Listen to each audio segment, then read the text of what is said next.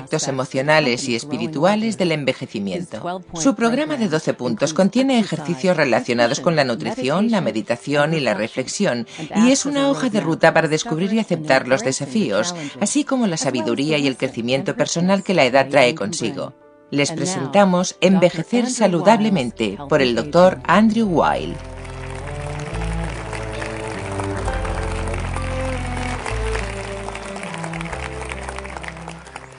Hola, ya se habrán dado cuenta de que todos envejecemos. De hecho, no es algo tan notorio en el día a día. Me sorprendo cuando miro fotos mías antiguas y veo la barba larga y completamente negra que llevaba. En el día a día no nos damos cuenta y es muy fácil convencernos de que no estamos envejeciendo. Creo que en la sociedad actual imperan unas ideas equivocadas y perjudiciales sobre el envejecimiento. Creo que nunca ha habido en la historia una sociedad que rechace tanto el envejecimiento, tan fascinada por la juventud, tan empeñada en intentar negar el proceso de envejecimiento o en invertirlo. De entrada quiero dejar claro que el envejecimiento no me parece un tema emocionalmente neutro. Creo que es algo que tememos y que nos provoca sentimientos encontrados. En esencia, es un recordatorio constante de que nos acercamos a la muerte. Esa es la raíz de nuestra actitud respecto al envejecimiento, el nuestro y el de los demás. Creo que en el transcurso de la historia a la gente le ha fascinado la posibilidad de vivir para siempre, de evitar la muerte, de rejuvenecer. Hay mitos muy arraigados que han tenido una gran influencia a lo largo de los siglos. Uno de ellos es el de que hubo una época en que la vida era más pura y la gente vivía más años. No existe una sola prueba de eso. Los indicios científicos apuntan a que la esperanza de vida es hoy más alta que nunca, e incluso que en el transcurso de la evolución, la longevidad humana ha aumentado poco a poco hasta alcanzar su máximo actual, que parece rondar los 120 años. Muy pocas personas llegarán a esa edad, y una buena parte de quienes se aproximen a ella padecerá enfermedades y decaimiento. Hablaré un poco más de ello enseguida. Otro mito muy generalizado es el de que hay lugares especiales en el mundo tan protegidos de las influencias nocivas de la vida diaria que sus habitantes alcanzan edades muy avanzadas. Quizás recuerden que hace unos 20 o 25 años se hablaba mucho de estas regiones. El National Geographic publicó un artículo sobre algunas de ellas. Se hablaba de un valle en Pakistán llamado Hunza, de una región de la ex Unión Soviética en el Cáucaso llamada Abjasia, una aldea de Ecuador llamada Vilcabamba. De hecho, yo he estado en Vilcabamba y no es muy distinta de otras poblaciones indígenas andinas que he visitado. Pero al investigar más a fondo, se descubrió que no era verdad lo que se decía sobre estos lugares, debido a que no hay manera de verificar los registros de nacimientos, y a que, por varias razones, la gente de esas regiones exageraba su edad, hasta el punto de atribuirse la fecha de nacimiento de hermanos mayores ya muertos. Creo que el peor caso es el de Abjasia. Se hablaba mucho de los grandes banquetes comunitarios, de la intensa actividad física, de que bebían vodka y comían yogur. Se especulaba sobre en qué medida alargaba la vida todo esto. Al final resultó que en Abjasia el Estado fomentaba la falsificación de partidas de nacimiento a fin de convertir la región en un destino del turismo de salud internacional y en receptor de fondos de ayuda internacionales. Dicho esto, les comento que hay dos regiones en el mundo donde los científicos han podido comprobar que se da una longevidad excepcional. En una de ellas he vivido experiencias personales, como les contaré enseguida. Es Okinawa, una isla al sur de Japón, y la otra es Cerdeña, una isla al oeste de Italia. No he estado allí, he leído sobre ella, y lo que resulta interesante de Cerdeña es que entre las personas de mayor edad hay igual número de hombres que de mujeres, lo que constituye una anomalía, porque en el resto del mundo, en la franja de población más longeva, predominan las mujeres por un margen muy amplio. No sabemos por qué las mujeres viven más que los hombres, ni por qué los hombres sardos viven tanto como las mujeres. Creo que es un fenómeno digno de estudio. El tercer mito que ha tenido una influencia increíble y que impera en la sociedad actual es el de la fuente de la juventud. La creencia de que debe de haber sustancias mágicas que retrasen el envejecimiento, que rejuvenezcan. La versión moderna son los tratamientos con hormonas que administran los especialistas en antienvejecimiento. Hablaremos de ello más tarde. Solo quiero decirles que a lo largo de mis muchos años de investigaciones, como algunos de ustedes saben, soy botánico, experto en medicina botánica y remedios naturales, no he encontrado ninguna sustancia que tenga la propiedad de alargar la vida humana, de invertir el proceso de envejecimiento. No creo que tal cosa exista. De modo que aunque oigan a alguien hablar de medicinas o sustancias antienvejecimiento, creo que por ahora no existe nada que pueda denominarse así. No adquirí un verdadero interés en el tema hasta que cumplí 60 años, cosa que ocurrió en 2002. Para mí, los 50 habían sido todo un hito. Recuerdo que en mi 50 cumpleaños se organizó una fiesta y me regalaron gorras y camisetas en las que se leía los 50, el momento crucial. Pero en retrospectiva no resultó tan crucial, mi vida no cambió demasiado. Sin embargo, cumplir los 60 fue distinto. Ahora no podía eludir el hecho de que había iniciado una nueva etapa de mi vida, de que viviría menos tiempo del que había vivido hasta entonces, de que había entrado en una fase diferente. Por otro lado, me preocupa cada vez más la popularidad creciente de la medicina antienvejecimiento en nuestra sociedad. Tiene una enorme influencia en la actualidad. Hay una Academia Americana de Medicina Antienvejecimiento cuyas siglas son A4M, que publica revistas y libros de texto y organiza una gran convención anual a la que asisten miles de médicos en Las Vegas, lo que me parece bastante apropiado. Este tipo de medicina ejerce un enorme atractivo sobre la gente y, como decía, observo que nuestra cultura concede mucha importancia a la juventud. Los publicistas dirigen sus campañas a personas de entre 19 y 49 años y se olvidan de los demás. La industria del entretenimiento se centra también en esa franja de edad. En esta cultura existe la sensación generalizada de que la juventud es lo que cuenta, de que cuando te haces viejo todos se olvidan de ti y ya nada vale la pena. Esto nos hace muy vulnerables a los mensajes que lanza la medicina antienvejecimiento. Al mismo tiempo, hay un gran interés científico en el proceso de envejecimiento. Una nueva rama llamada biogerontología realiza estudios científicos sobre todos los aspectos del envejecimiento. Están obteniendo mucha información interesante que el grupo de la medicina antienvejecimiento aprovecha en parte, como veremos enseguida también. Los biogerontólogos se plantean preguntas muy interesantes, como ¿por qué envejecemos y cómo envejecemos? Los científicos han descubierto muchas correlaciones entre el proceso de envejecimiento y fenómenos que se observan en nuestro organismo. Por ejemplo, se da una acumulación de errores en el código del ADN, una acumulación de productos de desecho dentro y fuera de las células. Se da una pérdida de integridad de las estructuras corporales. Se da un deterioro progresivo debido al estrés oxidativo. Es decir, el resultado de toda la presión química que sufrimos como consecuencia de nuestra necesidad de oxígeno para extraer energía de los alimentos. Las reacciones del metabolismo que producen energía producen también moléculas muy tóxicas llamadas radicales libres, muy dañinas para la estructura de las células y el ADN. Nuestro organismo cuenta con defensas contra eso, las defensas antioxidantes. Podemos ver la vida como una batalla constante entre el estrés oxidativo y las defensas antioxidantes. Al final gana el estrés oxidativo. Así es la vida. Pero si vamos más allá y nos preguntamos por qué envejecemos, la respuesta está en que todo envejece, el universo entero envejece. Los animales envejecen, al igual que las plantas y las estrellas. Es el orden natural de las cosas. Para dar con la causa última, debemos buscar en la física, que nos dice que es una consecuencia de la segunda ley de la termodinámica.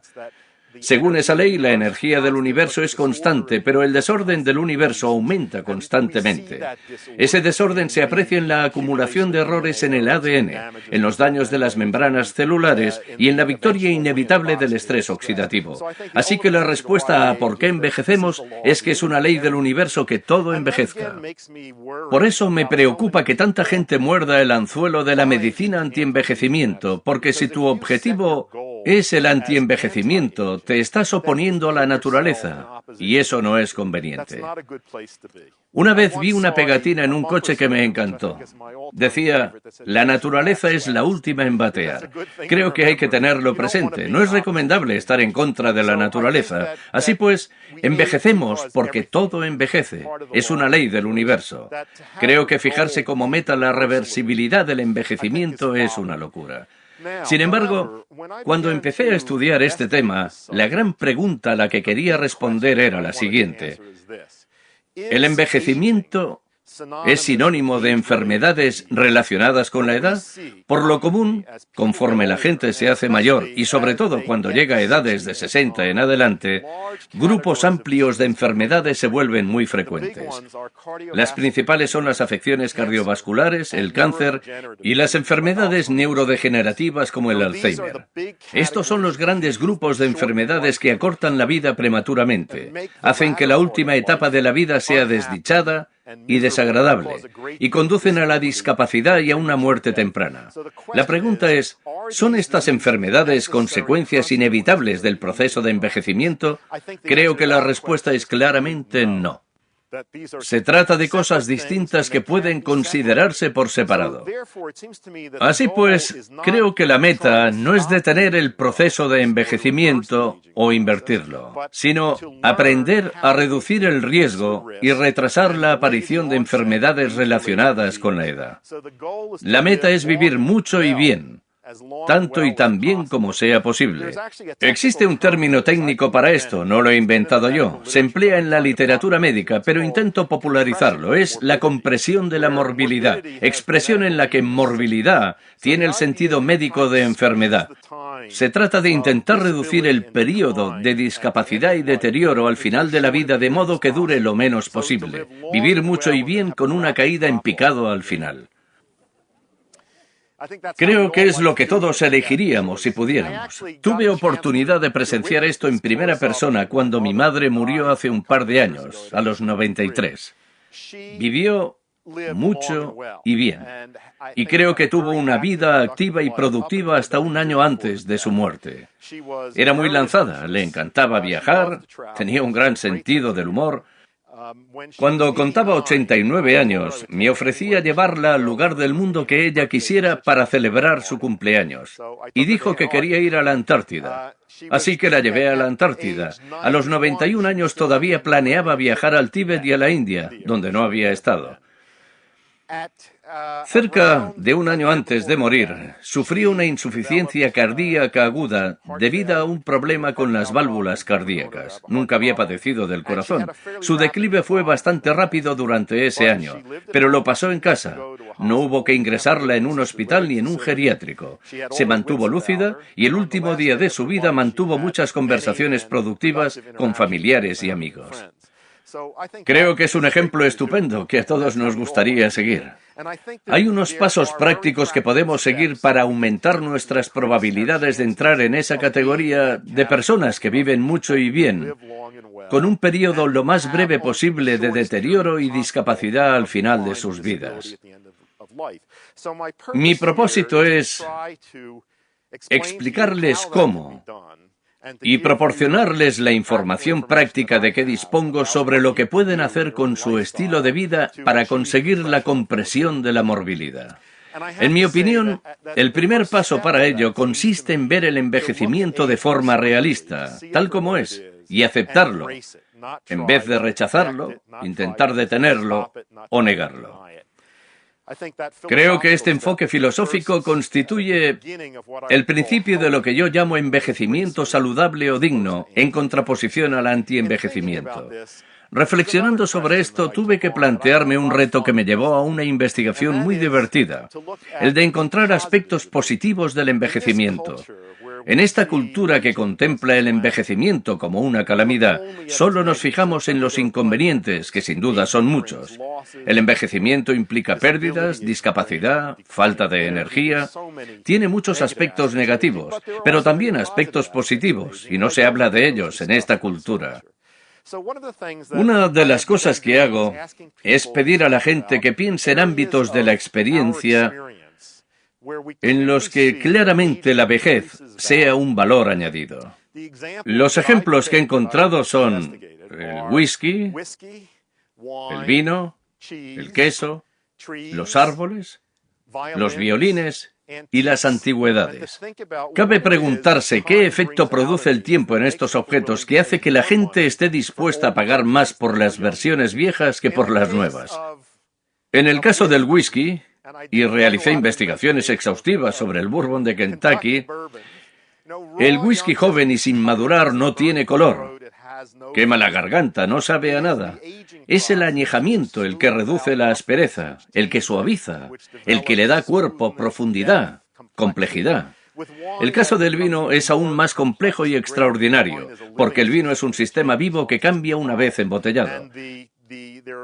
Hay una literatura extensa sobre el tema. La gente se pone muy poética al describir las cualidades de algunos vinos añejos.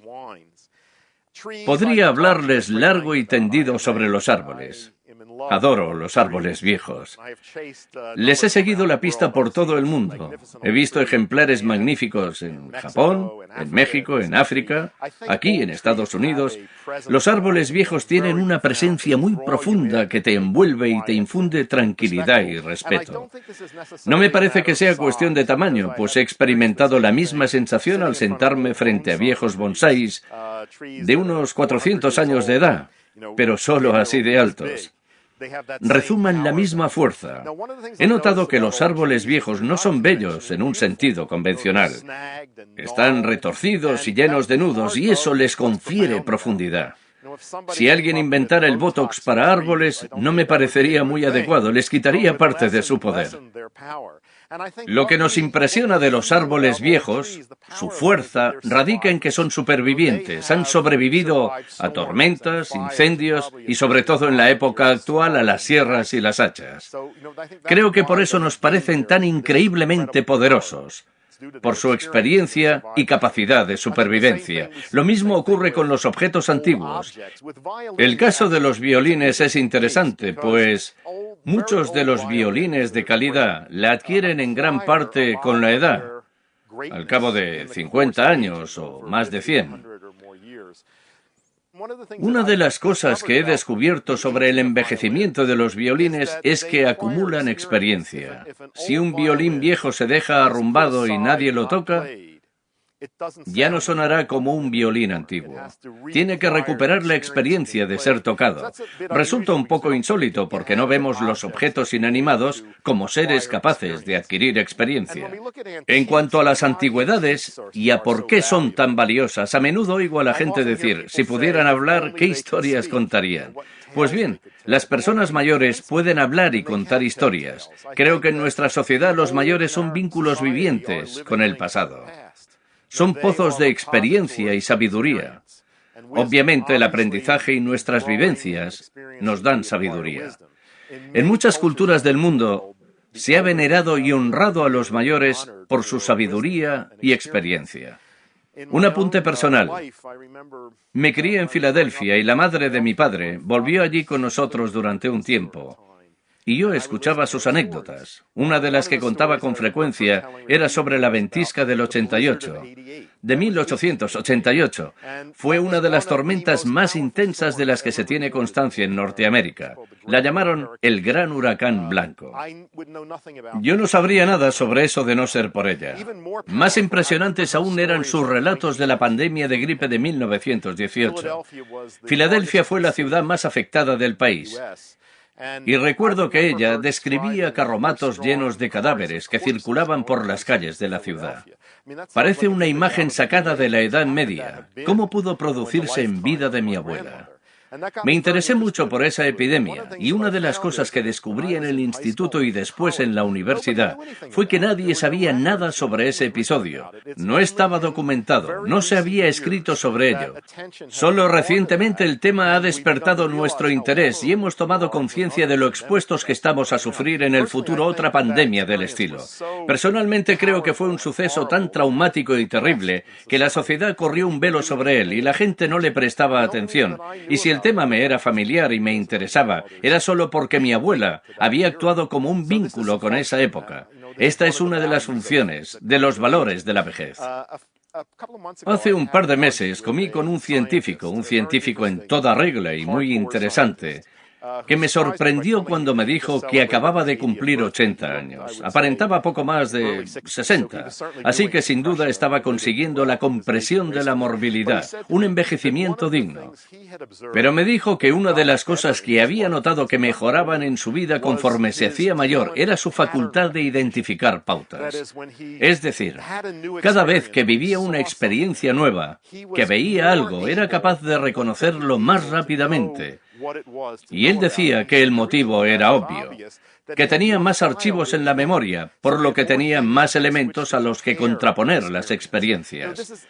Me encantaría oír hablar más sobre esto, que se escribiese más sobre las cosas que mejoran con la edad, en vez de oír únicamente quejas sobre lo que empeora. El envejecimiento tiene aspectos tanto positivos como negativos, y creo que otro paso del envejecimiento digno consiste en tomar conciencia de estas cualidades y centrarse en ellas. ¿Cómo se hace? ¿Cómo se envejece dignamente? Les proporcionaré la información básica que necesitan, pero antes quiero llevarles en un viaje a Okinawa. He estado allí 3 veces en los últimos 4 años. Había visitado Japón muchas veces, pero no empecé a viajar a Okinawa hasta hace poco. Es un lugar diferente de Japón. Fue un reino independiente durante mucho tiempo. Japón lo anexionó hace relativamente poco. Los habitantes son genéticamente distintos de los japoneses. Tienen un aspecto distinto. Están a medio camino entre los asiáticos del sureste y los japoneses. Tienen una dieta muy diferente. Viven en una zona de agua muy pura y aire limpio, bienes cada vez más escasos en el mundo. Tienen registros de nacimientos meticulosamente autenticados. Se da una concentración insólita de centenarios en Okinawa y de personas de más de 90 y 100 años muy activas y con estilos de vida muy sanos. En cuanto llegué allí, me di cuenta de lo difícil que es aislar todas las variables en un lugar tan diferente. Me hallaba ante personas genéticamente diferentes, en un ambiente diferente, con una dieta extraña e interesante. No se trata de una dieta japonesa. En Okinawa se come mucha más carne de cerdo que en Japón y mucho más tofu, que contiene más grasas que el tofu japonés. La carne de cerdo se hierve a fuego lento, en caldo, para quitarle la grasa. Comen la mitad de sal que los japoneses, beben té de jazmín en lugar de té verde. Comen una increíble variedad de frutas, verduras y plantas marinas y cosas muy poco comunes. Solo mencionaré un par de ellas que me llamaron la atención. Una es una verdura exótica llamada melón amargo, que parece un pepino verrugoso. Tiene sabor amargo y se consume mucho en China y también en India. En Okinawa la comen con frecuencia frita en poco aceite y diría que la consideran una especie de símbolo nacional. Vi melones amargos gigantes de cerámica frente a las puertas de las tiendas. Me compré un llavero de plástico en forma de melón amargo. Hay un personaje de dibujos animados, el hombre melón amargo, que sale bailando por la tele los sábados por la mañana. Se trata de una verdura muy interesante desde el punto de vista medicinal. Es muy eficaz para reducir el azúcar en la sangre. Esto me parece muy interesante, pues mantener un nivel de azúcar bajo y estable puede ser uno de los secretos de la longevidad sana. Cada vez que el azúcar sanguíneo alcanza un nivel elevado, se producen reacciones anómalas entre azúcares y proteínas que generan productos proinflamatorios que aceleran los cambios en el organismo que causan el envejecimiento. Los habitantes de Okinawa también consumen con frecuencia la cúrcuma, un condimento amarillo también de uso habitual en India. En Okinawa se lo toman de forma muy poco convencional. Lo beben como una infusión fría y sin endulzar. Es de color amarillo vivo y muy refrescante, sobre todo cuando hace calor. La cúrcuma es seguramente la hierba más estudiada por los científicos científicos en la actualidad por sus potentes efectos antiinflamatorios y anticancerígenos. Es evidente que todos haríamos bien en consumir más cúrcuma. Una manera sencilla sería en la forma de esta infusión que se toma en Okinawa. Dicho esto sobre la dieta de Okinawa y hechas estas consideraciones, hay otro factor que me llamó mucho la atención en Okinawa como norteamericano. El valor cultural totalmente distinto que se otorga al envejecimiento en aquella sociedad. A los más ancianos los consideran tesoros vivientes en Okinawa, los valoran, y la sociedad entera se esfuerza por incluirlos en todas las actividades comunitarias. Una de las cosas que me contaron allí y que mejor ilustran esto es que una de las principales causas de rivalidad entre hermanos es la de decidir quién cuidará de los padres conforme envejezcan. Es un poco distinto de lo que sucede aquí. No puedo sino deducir que todo lo que observo en relación con la longevidad en Okinawa tiene que estar influido por esta actitud cultural diferente. Resulta mucho más fácil envejecer dignamente en una sociedad donde se te valora que en una donde te hacen a un lado. Es una de las cosas que podemos aprender de ellos. Quisiera darles la información siguiente de forma ordenada. Primero les hablaré del organismo y después de los aspectos no físicos de la vida. Creo que envejecer dignamente implica considerar nuestro estilo de vida en todos sus aspectos y saber cómo influir en ellos.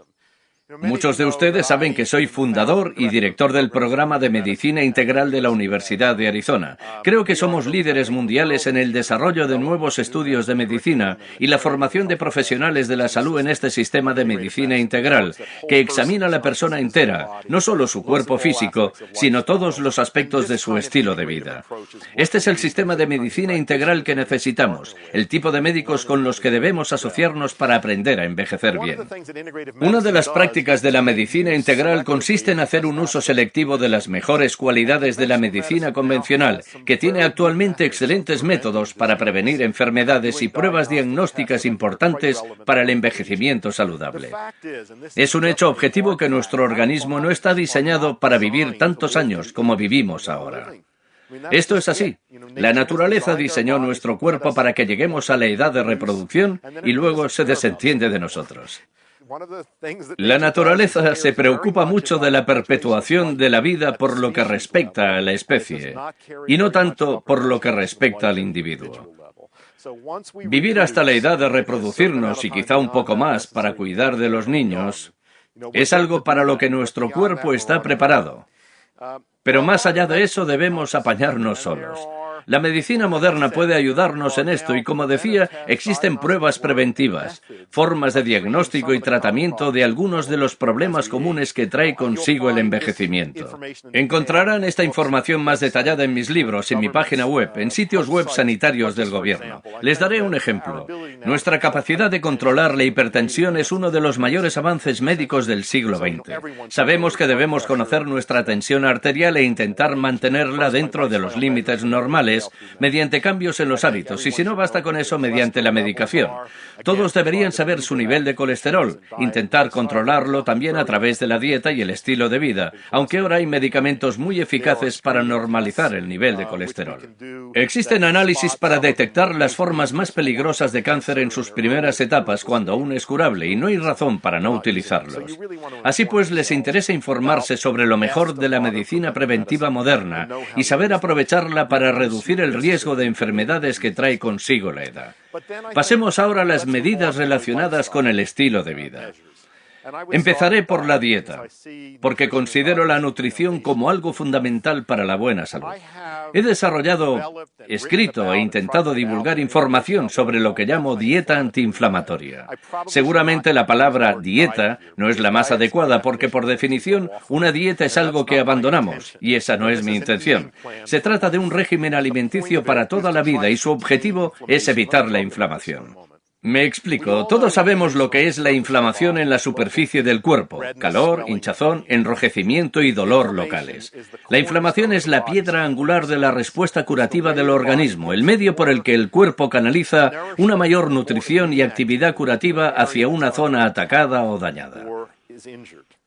Pero la inflamación es tan potente, posee tal potencial destructivo, que el cuerpo tiene que contenerla y regula la información de forma precisa a través de familias de hormonas que, según al grupo al que pertenezcan, aumentan la inflamación o la reducen. Tienen que estar en equilibrio a fin de mantener la inflamación donde hace falta en el momento adecuado. Si la inflamación persiste o se da en zonas del cuerpo que no la necesitan, puede dar lugar a enfermedades. Existe una nueva hipótesis en el horizonte médico que me parece esperanzadora. Que la inflamación crónica leve e innecesaria es la causa fundamental de todas las clases de enfermedades relacionadas con la edad que les he mencionado. Por ejemplo, las afecciones coronarias comienzan como una inflamación de la pared de las arterias. La concentración de colesterol puede ser consecuencia de eso. Si se trata este problema en sus primeras etapas, se puede reducir el proceso inflamatorio. El Alzheimer se inicia como un proceso inflamatorio en el cerebro. Por eso el consumo de un antiinflamatorio como el ibuprofeno reduce el riesgo de Alzheimer. El cáncer también está relacionado con esto, pues las mismas hormonas que aumentan la inflamación activan la división celular, y siempre que las células sufren presión para dividirse con mayor frecuencia, el riesgo de una transformación maligna aumenta.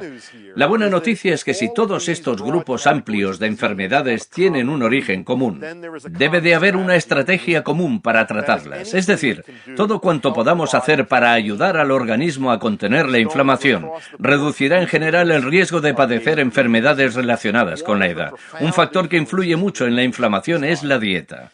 Parte de esta información es del dominio público y parte de ella no. Las hormonas que regulan la inflamación se sintetizan a partir de grasas ingeridas, de ácidos grasos poliinsaturados. Algunas de estas grasas aumentan la inflamación, dan lugar a las hormonas proinflamatorias, otras dan lugar a las antiinflamatorias.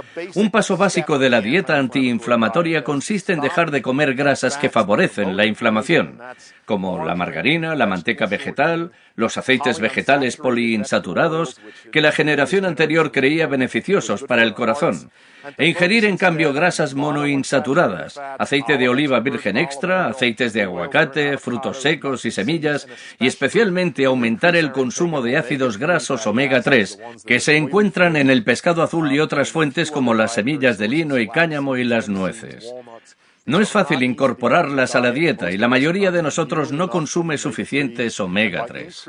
Al aumentarlos, retrasamos la inflamación y ayudamos a nuestro organismo a combatirla. Creo que es menos conocida la influencia de los carbohidratos en la inflamación. Hemos dejado atrás una época en la que se demonizaba los carbohidratos, en que se consideraban dañinos y estaban de moda las dietas bajas en carbohidratos. Lo cierto es que, como ocurre con las grasas, hay carbohidratos buenos y malos. Los malos son los que se digieren rápidamente, los que elevan el azúcar sanguíneo muy deprisa. Todo lo que eleva el nivel de azúcar rápidamente favorece la inflamación por otra vía, causando las reacciones anormales entre azúcares y proteínas. Podría pasarme horas hablando del azúcar y la diabetes, porque creo que en muchos sentidos la diabetes constituye un modelo perfecto de envejecimiento acelerado. Es lo contrario de la compresión de la morbilidad. Los diabéticos padecen una extensión de la morbilidad, es decir, las enfermedades relacionadas con la edad se desarrollan en los diabéticos décadas antes que en personas sin diabetes. Es una consecuencia de las reacciones proinflamatorias que se producen cuando el azúcar en la sangre es inestable y se eleva. Así pues, es importante que aprendan por sí mismos las diferencias entre los carbohidratos de digestión lenta y los de digestión rápida. En general, todos los alimentos industriales que se encuentran en los autoservicios de este país, todos los tentempiés, las galletas, la bollería, los caramelos y los refrescos azucarados, abundan en carbohidratos de digestión rápida que aumentan el nivel de azúcar. En cambio, los productos integrales, los carbohidratos de los boniatos, las calabazas y las judías, son de digestión lenta y no tienen ese efecto. Es conveniente que conozcan los elementos de protección que ofrecen las frutas y verduras. En general, los pigmentos en frutas y verduras son compuestos protectores y cumplen la misma función en las plantas. Las protegen contra el daño oxidativo. Cuando los ingerimos, nos beneficiamos de ellos. Procuren comer vegetales de toda la gama de colores lo más a menudo posible. Piensen qué han comido que sea de color rojo, de color naranja, de color morado. Tengan esto bien presente, pues los pigmentos ofrecen una gran protección. Por cierto, empiezan a descubrirse por primera vez pruebas científicas de que las frutas y verduras de cultivo orgánico contienen niveles más altos de estos compuestos, y las razones son bastante obvias. Los vegetales de cultivo orgánico están expuestos a un mayor estrés ambiental, especialmente el causado por insectos. Como reacción, generan niveles más altos de compuestos defensivos, de modo que los tomates de cultivo orgánico contienen más licopeno, un pigmento rojo que tiene un efecto protector contra el cáncer de próstata, por ejemplo. Esta es una de las razones por las que recomiendo a la gente que consuma productos orgánicos, siempre que sea posible. Además de seguir estos principios alimenticios generales, existen muchos más, no hay tiempo para exponerlos todos. Creo que es aconsejable tomar un buen complemento multivitamínico y multimineral. Lo recomiendo a todo el mundo. No son sucedáneos de los alimentos que los contienen, sino una prevención contra carencias en la dieta. No comemos vegetales de todos los colores a diario, aunque deberíamos. Así que para asegurarnos de que el organismo reciba todos esos elementos, es muy recomendable tomar un buen complejo multivitamínico y multimineral con niveles adecuados de antioxidantes como prevención. Aparte de la alimentación, creo que el ámbito más importante del estilo de vida para un envejecimiento sano es la actividad física. Hace unos años, la Fundación MacArthur publicó un estudio sobre el envejecimiento saludable basado en la identificación y entrevistas a una población de personas mayores sanas para averiguar qué factores tenían en común sus vidas. Los dos que destacaban muy por encima de los demás eran el mantenimiento de la actividad física durante toda la vida y el mantenimiento del contacto social e intelectual, sobre lo que hablaré después de la pausa. Creo que mantenerse físicamente activo es una de las claves para una buena salud y un envejecimiento sano. Eso no quiere decir que tengan que correr maratones o ir a clases de aeróbic. La actividad física de las personas que vi en Okinawa derivaba de su vida diaria. Acarreaban leña y agua, pescaban. Recuerdo que había unas mujeres que bordeaban los 100 años removiendo la tierra de su jardín frente a su casa. Eso es actividad física. Se trata de moverse, de encontrar maneras de hacerlo. También es importante tomar conciencia de que, conforme pasa la vida, el cuerpo cambia y la actividad física apropiada para cierta edad puede no ser apropiada para otra edad. Un error común que he observado es el de no renunciar a formas de actividad física que son adecuadas para gente más joven. No sabría decirles cuántos hombres he conocido que siguieron jugando al baloncesto después de cumplir los 40 y que, como resultado, ahora apenas pueden realizar actividades físicas de ningún tipo. Había personas que corrían pese a que sus rodillas les enviaban señales claras de que no debían. Yo corría cuando tenía 30 y pico años y después de los 40 las rodillas empezaron a emitir mensajes de que eso no era ya lo que mi cuerpo quería. Me pasé a la natación, que ha resultado ser una actividad física muy buena para mí. Quizá llegue el momento en que ya no lo sea. Creo que ser flexible a este respecto es clave para envejecer saludablemente. El complemento de la actividad física es un descanso suficiente y adecuado. Este es un problema importante en nuestra cultura actual, a juzgar por las quejas que oigo y las consultas que me hacen sobre cómo dormir mejor. Les daré solo un par de consejos. También en este caso hay mucha más información de la que puedo proporcionarles, así que solo comentaré algunas cosas. Una es la importancia de dormir en total oscuridad. El cerebro interpreta la oscuridad como una señal para secretar la hormona natural del sueño, la melatonina. La presencia de luz durante el ciclo del sueño interrumpe esta secreción. Por tanto, no conviene dormir con la luz de la habitación encendida, ni desde luego con el televisor en marcha, cosa que he visto hacer a mucha gente. Incluso les aconsejaría que si tienen que levantarse en plena noche para ir al baño, no enciendan la luz. Hay que intentar permanecer en la oscuridad. Otra práctica útil es la de estar en penumbra durante 1 hora antes de irse a la cama. Esto prepara el cerebro para el ciclo del sueño. Si otras personas de la casa no están de acuerdo con eso, pueden ponerse gafas de sol, que es una forma eficaz de reducir la cantidad de luz que llega al cerebro. Funciona. Ahora hablaré brevemente sobre el contacto físico y el sexo. También son necesidades del organismo. Creo que estas necesidades no disminuyen necesariamente conforme envejecemos. Hay pruebas concluyentes de que los humanos necesitamos contacto, de que los bebés que no reciben suficiente contacto no se desarrollan con normalidad al igual que los animales. Hay muchas maneras de cubrir esta necesidad, pero en nuestra cultura a las personas mayores les resulta cada vez más difícil obtener un contacto reconfortante por varias razones. Con frecuencia recomiendo masajes a mis pacientes mayores, es una solución. En cuanto al sexo, conozco a muchas personas mayores que tienen una vida sexual satisfactoria y a muchas cuyo interés en el sexo ha decaído. Algunos lo agradecen, a otros les causa frustración. Para muchos el envejecimiento trae consigo problemas mecánicos que interfieren con el sexo. Muchos de ellos tienen remedio. Lo importante es ser conscientes de que la sexualidad cambia con la edad, de que no es igual a los 30 que a los 18 y a los 60 no es igual que a los 30. De nuevo, esto pone de relieve la necesidad de ser flexible, de ser sincero, de exponer abiertamente nuestras necesidades y expectativas, de buscar soluciones en caso de que las haya. Esta es una perspectiva general de algunas de las cosas que podemos hacer en el terreno físico para aumentar nuestras probabilidades de contarnos entre aquellos que envejecen tal como nos gustaría. Ahora quiero comentarles algunos de los aspectos no físicos de la vida diaria que influyen en nuestra forma de envejecer. Comenzaré por hablar un poco del estrés. Dudo que podamos vivir sin estrés. Creo que la vida es estresante y si la tensión no surge en un ámbito, surgirá en otro.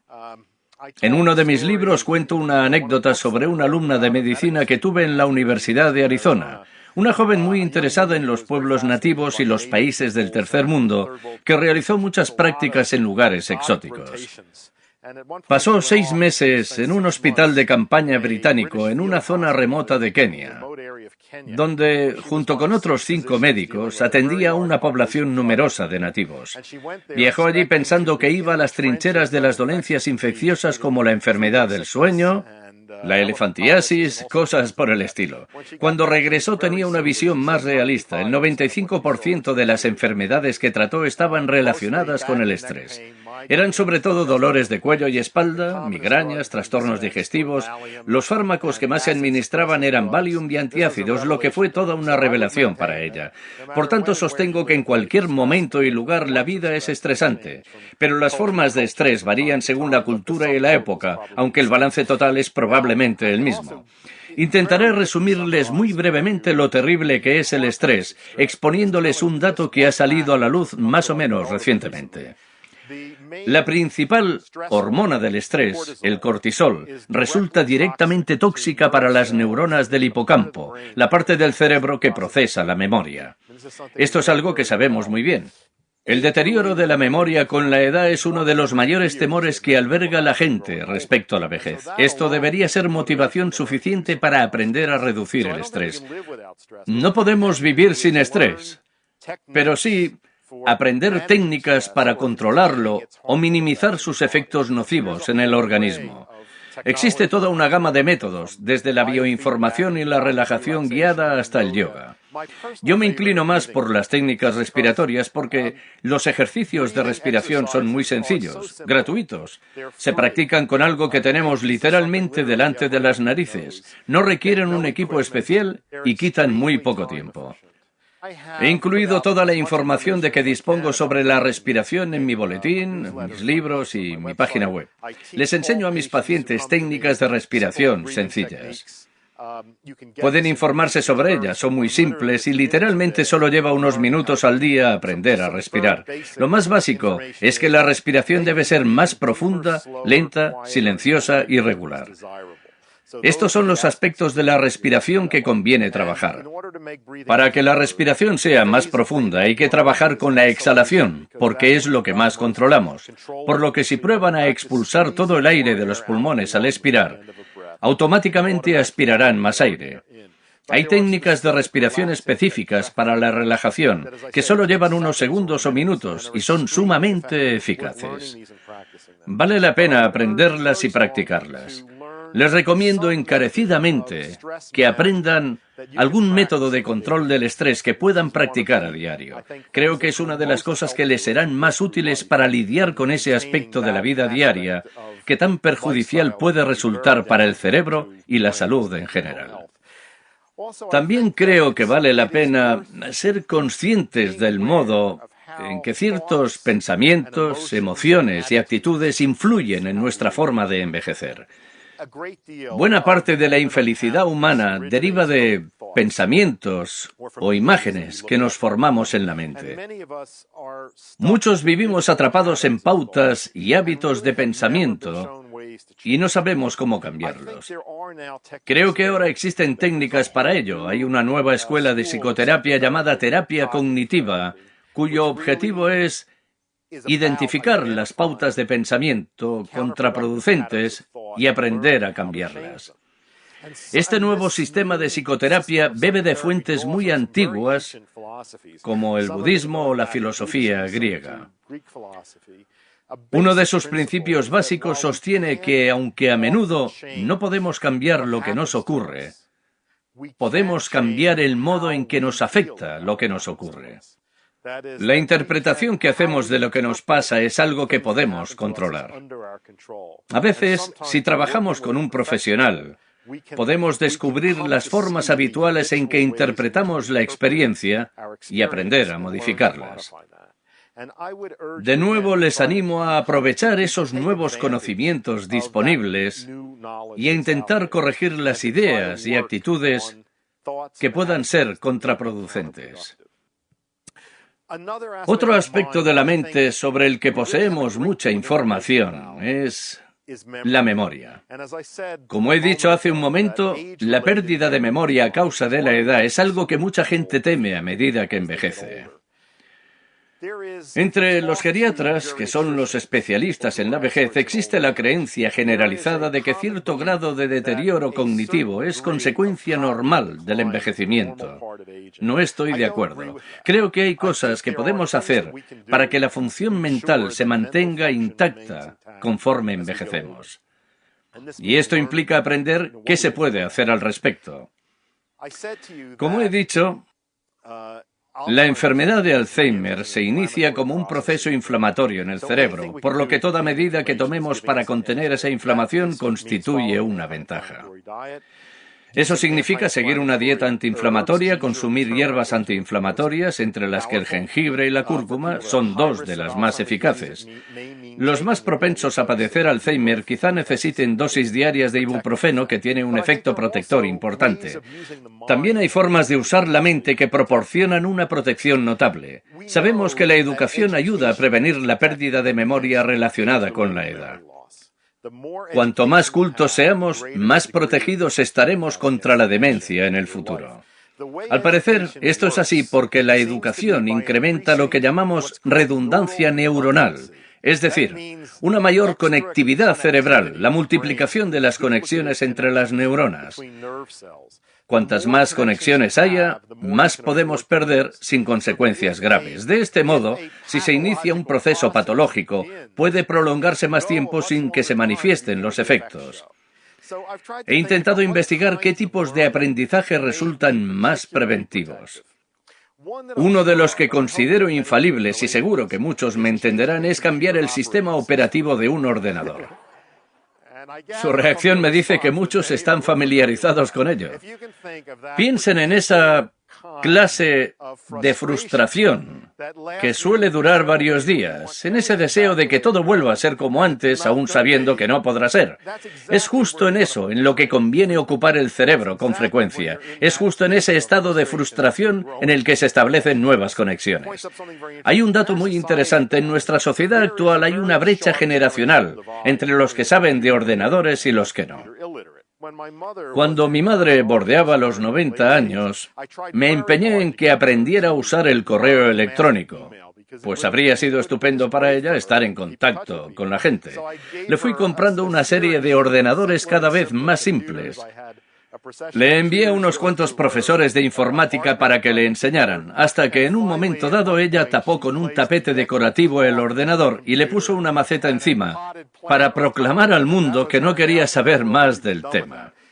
Una pena. El caso es que dentro de 20 o 30 años esta brecha generacional desaparecerá y todo el mundo en nuestra sociedad sabrá de ordenadores. Por primera vez habrá una generación de gente mayor que estará en contacto por medio de ordenadores. Creo que será un cambio interesante. Les diré cómo pueden adquirir la misma experiencia que cambiando un sistema operativo, pero de manera más continuada, aprendiendo otro idioma. Hay pruebas médicas muy interesantes de que las personas que hablan más de un idioma suelen tener una función cerebral mejor y están más protegidas contra la pérdida de memoria relacionada con la edad. No hace falta dominar el idioma, es el esfuerzo de aprenderlo lo que resulta útil. Pueden poner en práctica esta estrategia de aprender otra lengua en cualquier momento de su vida. A mi modo de ver es como ejecutar un software diferente en el organismo. Se usan pautas neuronales distintas, conexiones distintas, y esto es muy beneficioso. En mi propia experiencia con el envejecimiento, una cosa que me ha sorprendido es que hay una parte de mí que no ha cambiado con la edad. Una parte de mí se siente igual a los 63 años que a los 6. Y tengo curiosidad por saber qué es. Obviamente no se trata de mi cuerpo, que ha cambiado radicalmente desde que tenía 6 años. Mi mente también ha cambiado radicalmente, contiene muchas más cosas que antes. Me pregunto cuántos de ustedes han tenido experiencias parecidas a la mía. A veces me reencuentro con alguna persona a la que había estado muy unido hace mucho tiempo. Un conocido de la universidad, por ejemplo, a quien hace 30 años que no veo. Quedo con ellos y el primer encuentro me produce tal impresión. Las huellas del tiempo son tan marcadas que apenas reconozco en la persona que tengo delante a la persona que conocía.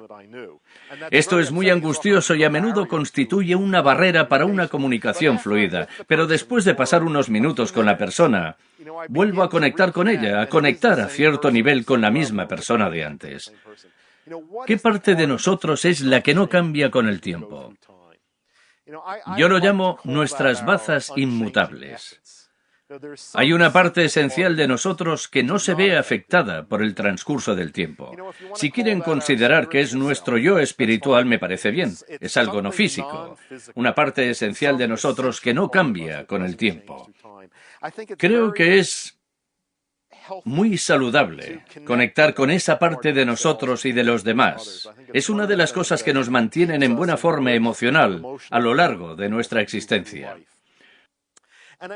También me interesa el modo en que acumulamos experiencia conforme pasa la vida y el modo en que podemos transmitirla a otras personas. Esto nos lleva a la cuestión del legado, de la huella que queremos dejar. Al investigar este tema descubrí una tradición que desconocía denominada testamento ético. No sé si han oído hablar de ello, yo no sabía nada al respecto.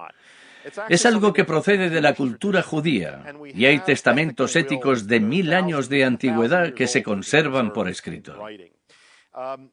El fin de un testamento común es legar los bienes materiales que uno posee en el momento de su muerte. El de un testamento ético es legar bienes no materiales, los valores, las lecciones aprendidas en la vida, las experiencias. Es interesante que en los últimos años los testamentos éticos hayan rebasado la tradición judía y ya no estén ligados a una religión concreta. Ya no es algo que se hace exclusivamente en momentos próximos a la muerte, y hay páginas web y libros que explican cómo escribir un testamento ético. Se trata de un documento físico que uno empieza a redactar. Para algunos es como escribir una carta de amor a la familia, una manera de ordenar la experiencia, la sabiduría acumulada y darle forma.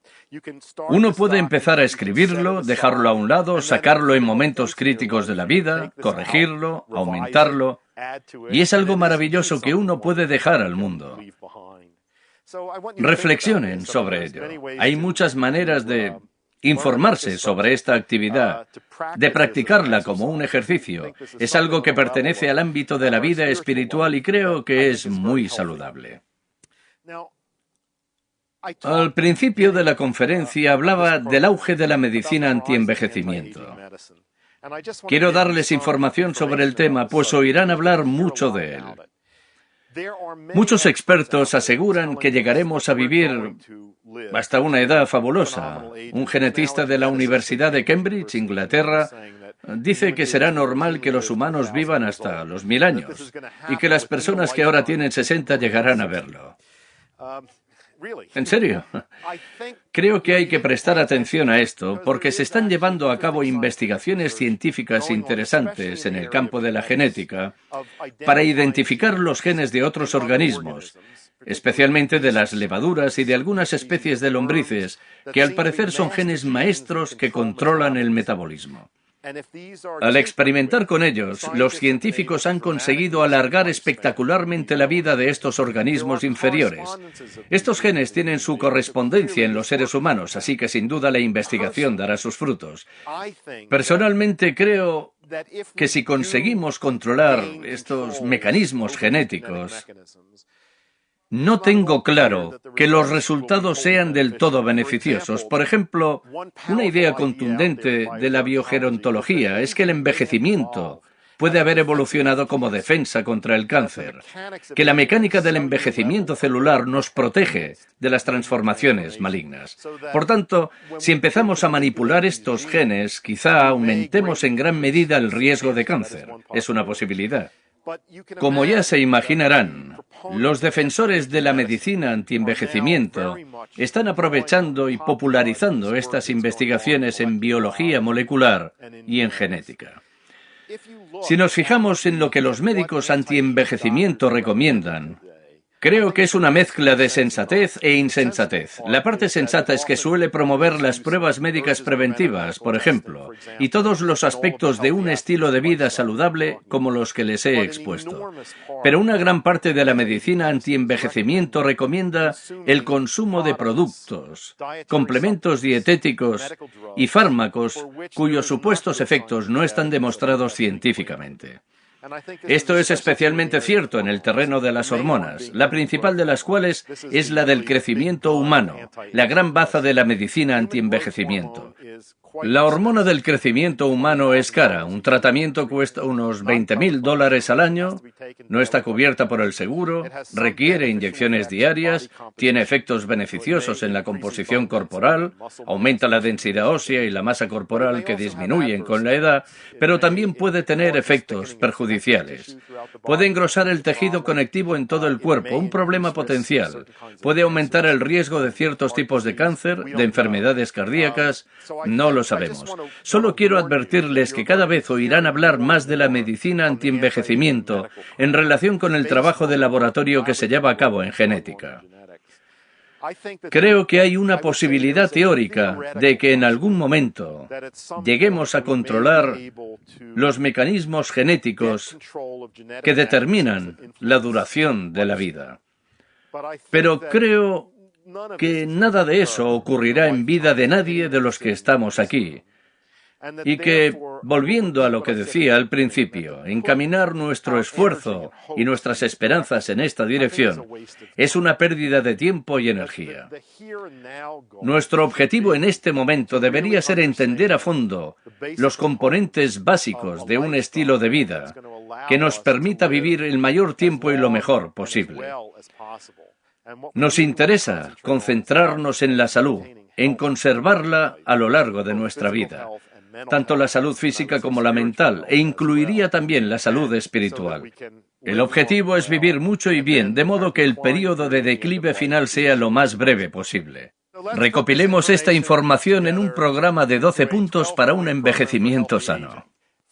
Para empezar, hay que seguir una dieta antiinflamatoria. Esta es la forma más eficaz de ayudar al organismo a contener la inflamación y reducir los riesgos de contraer los grandes grupos de enfermedades relacionadas con la edad. Eso significa comer el tipo adecuado de grasas, es decir, aceite de oliva, aceites de semillas, frutos secos y aguacates, y evitar las grasas proinflamatorias como la margarina, la manteca vegetal, cualquier cosa hecha con aceites parcialmente hidrogenados, así como los aceites poliinsaturados. Deben intentar aumentar el consumo de ácidos grasos omega 3. Quizá no coman pescado o alimentos derivados. Sé que hay motivos para evitarlos hoy en día, pues algunos pescados azules están contaminados con mercurio, bifenilos policlorados, y esto causa inquietud hoy en día. Una recomendación rápida: el salmón del Pacífico, conocido como salmón rojo, es una especie salvaje que no se da en criaderos. Todos los salmones rojos son salvajes. De todas las especies de salmones, los rojos son los menos carnívoros. Se alimentan sobre todo de insectos y algas. Por eso su carne es rojiza, porque obtiene sus pigmentos carotenoides de los organismos pequeños. Como este pez se nutre en capas inferiores de la cadena alimenticia, presenta niveles mucho más bajos de contaminantes ambientales. Pueden conseguir salmón rojo en tiendas de comestibles, en lata, lo que no representa ningún problema, o en otras formas. Es una buena fuente de ácidos grasos omega 3. Si optan por no comer pescado, les recomiendo encarecidamente que tomen un complemento de aceite de pescado. Los hay de buena calidad hoy en día, destilados y libres de contaminantes, y creo que todos deberían consumirlos si no toman pescado. También deben comer muchas más frutas y verduras. Recuerden que hay que abarcar toda la gama de colores. Aprendan las diferencias entre los carbohidratos de digestión rápida y los de digestión lenta, y coman más de estos últimos, a fin de reducir los cambios inflamatorios en el organismo. Estas son las claves para una dieta antiinflamatoria. En segundo lugar, les recomiendo que utilicen complementos dietéticos con prudencia. Tendrán que informarse bien sobre ello, pero en esencia, busquen un buen producto multivitamínico y multimineral que les proporcione las dosis necesarias de los antioxidantes importantes, que son las vitaminas C y C, el selenio y toda la familia de pigmentos carotenoides. Además, debe contener niveles adecuados de ácido fólico, unos 800 microgramos por día, así como suficiente vitamina D para protegerles de ciertas enfermedades que no son solo de los huesos. La vitamina D previene la esclerosis múltiple y muchas formas de cáncer, de próstata, de pulmón, de mama, de colon. Muchos no ingieren suficiente vitamina D y los que vivimos en lugares como Arizona nos aplicamos filtro solar, lo que impide la síntesis de vitamina D. Creo que todos deberíamos tomar 1000 unidades internacionales de vitamina D por día, mucho más de lo que se recomendaba en el pasado. Recuerden que estos complementos vitamínicos no deben suplir una buena alimentación, sino solo prevenir posibles carencias en la dieta. En tercer lugar, recurrir a la medicina preventiva con prudencia. Eso significa inmunizarse en los casos necesarios, someterse a pruebas diagnósticas adecuadas, controlar los trastornos habituales como la hipertensión y la hipercolesterolemia, para la que ahora contamos con medios eficaces. Es conveniente que realicen actividad física con regularidad. La actividad física tiene varios componentes. Uno de ellos es la actividad aeróbica llamada cardiovascular, la que nos hace jadear y resoplar. Soy un firme partidario de caminar. Creo que caminar es el mejor ejercicio y tiene la ventaja de que puede practicarse durante toda la vida. No requiere un equipo especial, puede hacerse a cubierto en centros comerciales si uno no puede estar al aire libre. Caminar a una velocidad suficiente y cuesta arriba en algún tramo cubre todas las necesidades aeróbicas, así que no desdeñen el ejercicio de caminar, es una actividad física perfectamente recomendable. Pero además de hacer algo que mantenga activos el corazón y el aparato respiratorio, conviene no descuidar tampoco el entrenamiento de fuerza, pues la importancia de mantener la masa muscular y la densidad ósea aumenta con la edad. Eso significa levantar pesas, por ejemplo, u otros ejercicios que impliquen vencer una resistencia. Esto es importante por muchas razones. Una de ellas es que se mantiene la masa muscular. Y los músculos son como nuestro horno metabólico, de modo que cuanta más masa muscular tengamos, más energía calórica podemos quemar, una forma estupenda de protegernos del sobrepeso conforme envejecemos. Les diré unas palabras sobre el peso, pues vivimos en una cultura obsesionada con el peso, como saben. Mucha gente está obcecada con las dietas y el ansia de perder peso. Hay información nueva sobre los peligros del sobrepeso y les insto a tenerla en cuenta, aunque la cuestión aún no está clara. Esto es lo que yo he inferido. Al parecer, los peligros que supone para la salud el sobrepeso son más grandes en la juventud. Es decir, cuanto más joven es la persona con sobrepeso, mayores son los riesgos para su salud. En una edad mediana, tener un ligero sobrepeso, no me refiero a la obesidad mórbida, sino a un leve exceso de peso, puede guardar de hecho una correlación con una mayor longevidad y una mejor salud en la vejez, y en edades avanzadas es posible que el sobrepeso no tenga mucha importancia. Ténganlo presente, no se obsesionen tanto con el tema, y si pesan más de lo que les indican las tablas, concéntrense en mantenerse en forma, es decir, en realizar actividad física suficiente y seguir una dieta sana. Un tercer componente de la actividad física es el mantenimiento de la flexibilidad. Puede conseguirse por medio de estiramientos o del yoga. Quienes ejercitan la flexibilidad y el equilibrio, ya sea mediante el yoga o el tai chi, tienen menos probabilidades de sufrir caídas. Y si se caen, tienen menos probabilidades de lesionarse, puesto que las caídas de personas mayores son una de las principales causas de discapacidad e incluso de muerte prematura. Toda prevención contra ello es aconsejable. El entrenamiento del equilibrio es un complemento del entrenamiento de fuerza y los ejercicios cardiovasculares. En conjunto, esto cubre las necesidades de actividad física. Punto número 5. Deben descansar y dormir de forma adecuada. Les he hablado brevemente de ello, pero añadiré algo más. Las siestas son buenas. La gente que duerme siestas, tienen en general una mejor salud física y mental que quienes no lo hacen. Yo las evité durante buena parte de mi vida. Creo que se debía a que me sentía culpable por dormirme en pleno día. Ahora me permito echar alguna cabezada. El tiempo de las siestas es importante, la hora a la que se hacen y la duración. En general, una siesta de entre 10 y 15 minutos, 20 como máximo, hacia el mediodía, puede aumentar la calidad del descanso nocturno y el rendimiento durante el día. Si no duermen de forma adecuada, deben averiguar los motivos, consultar tal vez a un especialista del sueño. Punto 6. Hay que practicar alguna forma de control del estrés. Recuerden lo perjudicial que es el estrés para el cuerpo y sobre todo para el cerebro. Es una de las principales toxinas en potencia para la memoria y la función mental a largo plazo. No se puede vivir sin estrés, pero sí aprender maneras de controlarlo. Les repetiré que mis métodos preferidos son las sencillas técnicas respiratorias, que son gratuitas y quitan muy poco tiempo. Punto 7. Deben ejercitar la mente tanto como el cuerpo. Recuerden mi sugerencia de intentar aprender otro idioma. Y también el estudio de la Fundación MacArthur, según el cual uno de los principales rasgos que comparten los ancianos sanos es el mantenimiento del contacto social e intelectual.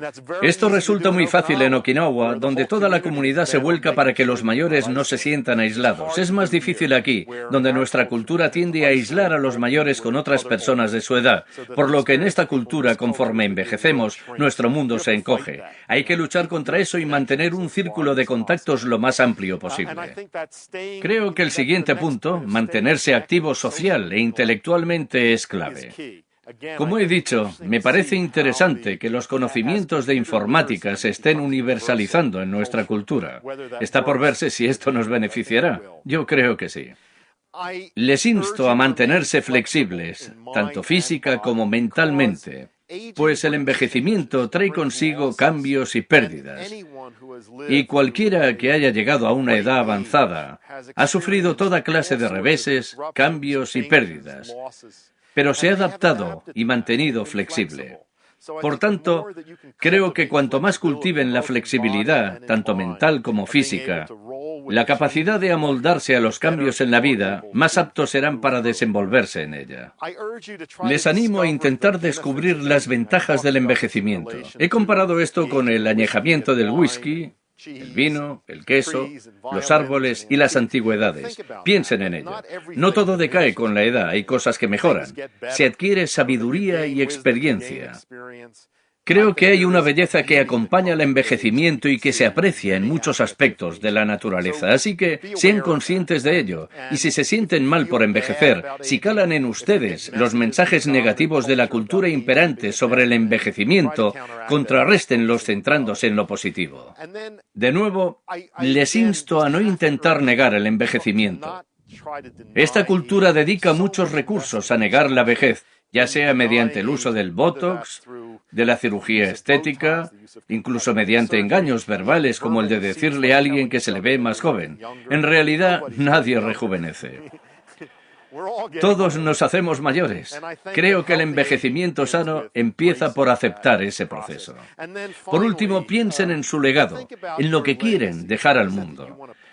Pregúntense qué han aprendido en la vida, cuáles son sus valores, las experiencias vitales, cómo pueden ordenarlas en su mente y transmitirlas a la siguiente generación. Para finalizar, haré unos comentarios generales y les dirigiré un llamamiento a movilizarse, pues quiero alistarles en un proceso que creo que debe producirse en nuestra cultura. Estamos a punto de presenciar un cambio cultural espectacular. Nunca antes en la historia habrá tenido una población un porcentaje tan alto de personas mayores. Los más ancianos son el segmento de población que más rápidamente crece. Se trata de algo sin precedentes en la historia y está teniendo grandes repercusiones políticas, sociales y económicas que nuestra cultura apenas empieza a afrontar. Las personas nacidas en la posguerra, que bordean ya los 60 años, han demostrado ser una generación muy proactiva. Será muy interesante ver cómo actúa esta generación cuando llegue a los 60 y pico, los 70 y más allá. Creo que hay una posibilidad de que podamos empezar a cambiar estas ideas culturales tan perjudiciales que imperan en la actualidad. La idea de que el envejecimiento es una catástrofe, de que todo pierde valor con el paso del tiempo, de todos los errores generalizados, el más perjudicial es el de que la vida humana se desvaloriza con la edad. Espero haberles transmitido en parte mi convicción de que eso no es así. Será interesante ver si conforme cambie la demografía podremos desterrar algunas de estas ideas negativas.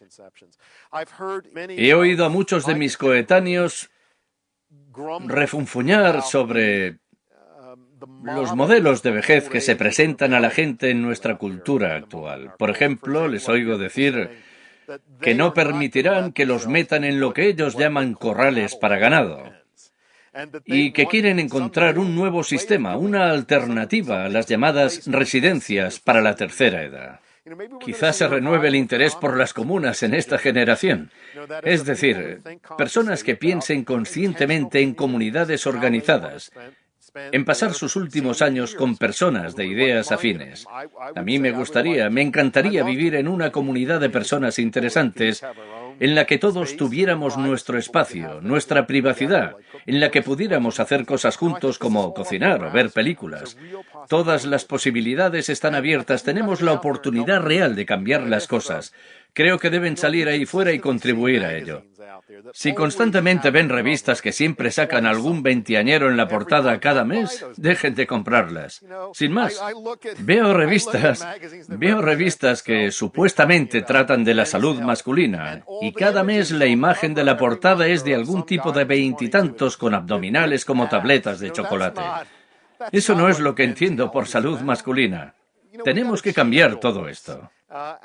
Después de sumergirme durante un tiempo en una cultura como la de Okinawa, allí la gente mayor tiene otro aspecto, hermoso, radiante.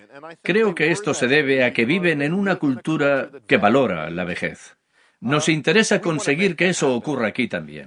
Para ello hay que empezar por saber lo que es el envejecimiento, por entenderlo desde un punto de vista científico, sin renegar de ello, sin negarlo, sin intentar invertirlo y esforzarnos para mantenernos sanos conforme envejecemos.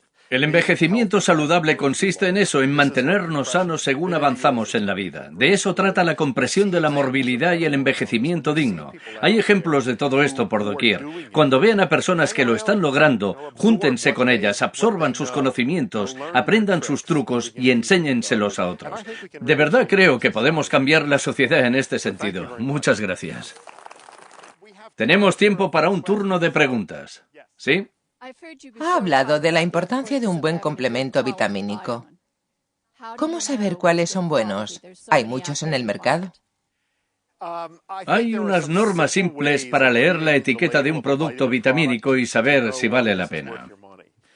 Lo primero en lo que hay que fijarse es si contiene vitamina E y en qué forma. Los productos más baratos llevan D-L-alfa-tocoferol, una sustancia sintética que solo es aprovechable por el organismo en un 50%. Los productos un poco mejores llevan D-alfa-tocoferol, una sustancia natural, pero solo uno de los 8 componentes de la vitamina E natural. Otros productos mejores contienen una mezcla de los tocoferoles naturales que presentan los 4 tocoferoles, y los mejores productos llevan los 4 tocoferoles y los 4 tocotrienoles. Esa es una forma de saberlo. Otra es fijarse en cuánto ácido fólico contiene. Debe tener un mínimo de 400 microgramos, preferiblemente 800. Fíjese también en cuánta vitamina D llevan. Según estudios recientes, hay que ingerir 1000 unidades internacionales de vitamina D con el producto. Una de las mayores preocupaciones de los hombres mayores es la salud de la próstata. ¿Sí? ¿Tiene algo que decir al respecto? En efecto, toda la información que les he dado sobre dietas y complementos es muy útil también para la salud de la próstata. Por ejemplo, sabemos que niveles altos de vitamina D protegen contra el cáncer de próstata. Seguir la dieta antiinflamatoria que he descrito también. En Japón, los índices de cáncer de próstata son iguales que en Estados Unidos, pero allí la enfermedad es mucho menos agresiva. Es mucho menos común que se extienda de la glándula al resto del organismo. Al parecer esto se debe a que allí se consume menos carne, menos grasas y más ácidos grasos omega 3 y más compuestos protectores en frutas y verduras. Han sido todos muy valientes. Gracias por aguantar el frío.